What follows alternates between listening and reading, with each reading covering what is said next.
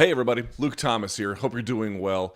All right, so the main event, Brian Ortega versus Seung-Jong, is over. I'd like to react to it. This video is not a full reaction to the full card. We'll have more of that a little bit later, but I want to get at least my immediate thoughts up now that the results are in. So obviously, if you don't want spoilers, now is the time to get out of here. I'm going to talk about the results and what they mean. It's just my initial reaction. Some of this might change by Monday's morning Kombat show, but the results are in and they are interesting, and I'd like to talk about them. So give the video a thumbs up if you can. Hit that subscribe button.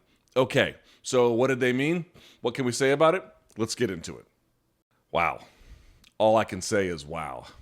If you're not familiar with the results, here they go. Brian Ortega defeats Seung-Jong 50-45 across the board. I don't know.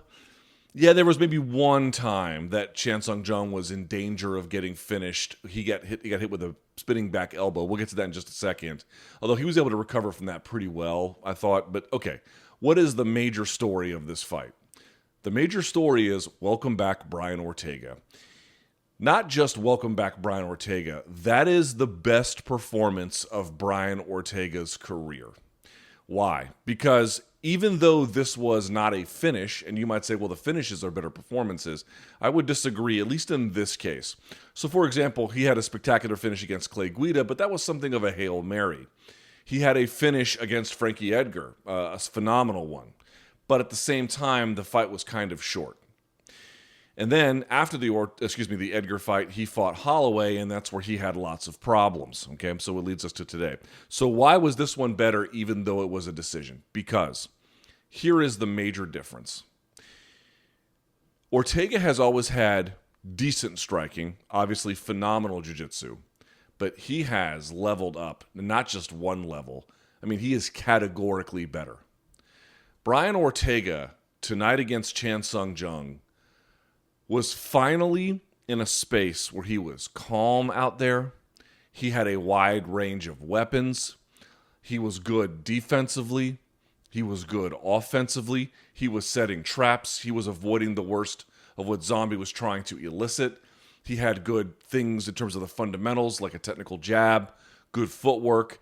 He was getting experimental, as I just referenced, with the spinning back elbow. Lots of other things. He would fake a shot, like he would grab the actual leg with the lead hand from the southpaw position. So his right hand, he would grab the left leg of Seung-Jong, and then, later on, he would come with an overhand left behind it, sort of like building on some of the feints and the fakes. But the key is this. A lot of times, if you look at the striking of Ortega in the older fights before the 2-year hiatus, what you would see is some good things, right? The elbow he hit Edgar with was great. And he had a lot of other good strikes too. But a lot of it was a little bit robotic, and a lot of it was just him almost hurrying through it. He didn't take his time in the way that he needed to, and he would get lost a little bit along the way, which is why he got hit so much. That was not the case tonight. In fact, tonight was, in many ways, the total opposite. What you saw tonight from Brian Ortega was him thinking through the problems. Not just thinking through the problems that he faced, thinking through the problems he wanted to create for Seung-Jong. If I had one word to describe Brian Ortega's approach to striking tonight, I would use the word thoughtful. I think that's what it was. He was taking his time. He was letting the game come to him. And then as he got more and more comfortable, he was defining the terms of everything. That was an absolute masterclass from him. Can't overstate it enough. We talk about it all the time with ring rust, where we say, my personal view is that it doesn't affect every fighter in every fight every time. It just affects most fighters in most fights most of the time when they've had a long enough of a layoff. Boy, Brian Ortega looked ready to go. He looked completely in control of everything that needed to be in control. When you get a guy who's still young like that and they take time off, I tend to think that ring rust is less of an issue there because they're still in that developmental stage. And you might be asking, well, what was the difference here in terms of who he was preparing with? I think he shouted out a lot of his different trainers. Braden Gibson on Twitter tonight was saying, Ortega had done a lot of work at the training lab with Cub Swanson and Juan Archuleta, and probably some other folks down there as well. I think Raymond Daniels is a big part of that group as well. But in any case, Just an absolutely phenomenal performance by him. Now, what were some of the individual things that he did really well aside from that broader picture of it all? Okay, first, he had a great jab when he needed it. That was the first thing. I think second of all, he had good enough footwork where he was able to find himself in the center of the cage a lot. When he would get backed up behind the two black lines, Korean Zombie had a little bit of success there. I think especially in the second round before he got hit with that spinning back elbow. I thought actually Zombie was on his way to winning that round before that happened. So he had a little bit of success when he could back him up with combinations, feints and fakes, and sort of unload on him a little bit there. Brian was a little bit losing in that way, but it didn't last very long, and I think over time he was able to overcome it. But okay, the jab was good, footwork was good, lateral movement was pretty good. Historically heading into this fight, Ortega only had a 16% success ratio in terms of successful takedowns, and he did not have many here. I think he had maybe one or two. I'd have to look at the numbers to be sure, but it almost didn't matter. Like, he was just setting them up to land big shots, and he did every time when they would clinch break. It was phenomenal, really, to watch. And then he began to get creative, as I mentioned. He would reach down and grab for the lead leg, and then he would come with an overhand, or he had good leg kicks of his own. I thought Korean Zombie was pretty good about those too, but he had his fair share.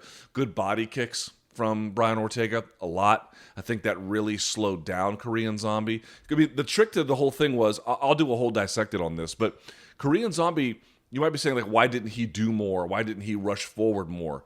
Because he was confused. I mean, between the fakes and the feinting, between Ortega's jab, any kind of push kick he was landing, going in and outside with the lead foot at times, you would see he would play with that a little bit as well. Korean Zombie just had a hard time figuring out, like, how do I get into range and back this guy up so that we can exchange in a way that more benefits me.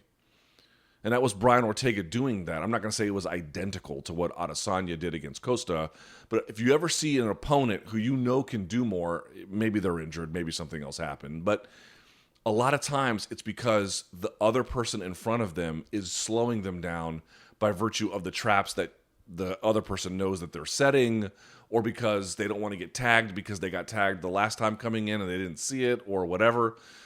But coming or going, Ortega was just better here. He was better here in every way. Now, there was a cut over the left eye. It appeared to be from an accidental headbutt, but even then you could see there was a right hand that landed at the end of the clinch break. I will say Korean Zombie, after eating that spinning back elbow from Ortega, I thought showed some pretty good durability. And in fact, you see Ortega try to lock up a guillotine when he had him against the fence. And it was actually good. It was a really good job by Korean Zombie planting the back of his head against the actual fence, like grinding it up so there was no daylight between the back of his head and then the chain link fence. So Ortega actually had to give it up. He couldn't get it. So, like, showing that wherewithal after you've been hit and this guy is, like, trying to positionally advance on you while locking up a submission, that's pretty good. But in the end, what were you doing? You were just reacting to the offense, the meaningful, impactful, damaging offense from Brian Ortega. He gets on the microphone afterwards and says, those of you who counted me out, learn to count. I'll be honest, Brian and I on, I think, last week's show, I don't know if we did official predictions on it anymore or not, but I think we both kind of thought that this was going to be Korean Zombie's chance to get a shot against Alexander Volkanovski. Just totally wrong. Totally wrong. Mea culpa. Totally wrong. I mean, it wasn't like we didn't think he was dangerous. We just didn't know he'd be dangerous in that way, coming off of 2 years not fighting, with injuries to boot, surgeries, the whole 9 yards. You just didn't know what he was cooking up back at home. You didn't know what kind of work he was putting in. Folks, Brian Ortega put in the work. He may have been outside the octagon for 2 years, but he was in the training room, and there is nothing like loss to reinvent you, and that's what he did. The guy just leveled up, reinvented himself, whatever metaphor, whatever wording you'd like to choose, all of it is true. That was an absolutely phenomenal performance by Brian Ortega. As I indicated, I think it's the best of his MMA career by far. And how would he do against Volkanovski? I'll leave that discussion for Monday. I have to think about it a little bit. I will do a dissected on this fight. It's too good not to. But if you didn't see it, you need to go back and take a look at it on ESPN+. Brian Ortega is somehow brand new, better than ever, and I very much look forward to his fight against Volkanovski. All right, give the video a thumbs up, hit that subscribe. If you're a big fan of Brian Ortega, today's a great night. I think Brian's going to be here later. I think this is true. I think he's going to be here later with a quick reaction to the Lomachenko and Lopez fight. So be on the lookout for that as well. And of course, Morning Combat will be here on Monday and a bunch of other goodies along the way. Okay?